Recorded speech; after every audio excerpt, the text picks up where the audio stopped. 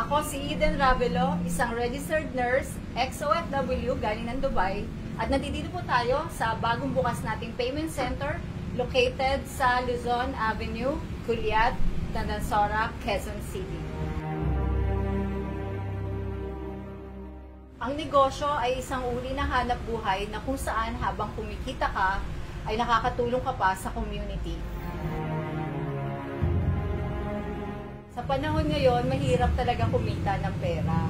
At lalo na kung iisipin mo kung paano kikita. Kaya ngayon, naisip ko magnegosyo dahil ito naman ay para sa akin at para sa mga anak ko.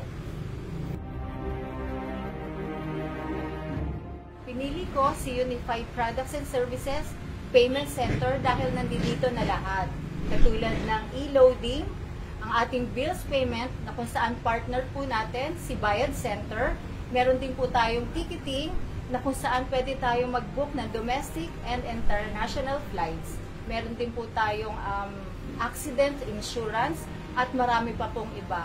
Convenient at maganda, ibig sabihin all-in-one shop na siya. Sa panahon ngayon, mahirap na talaga kung iisa lang ang source of income mo. Kaya kinakailangan natin ng extra income or extra negosyo. Kahit meron kang stable job, no, kahit estudyante ka or may bahay, no, pwedeng-pwede na gumawa ka ng paraan para magkaroon ng extra income.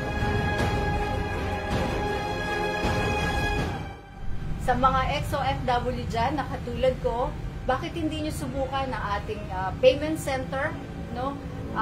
Pasimula as extra income. Muli, ako si Eden Ravelo na handang magsilbi sa inyong mga payment needs.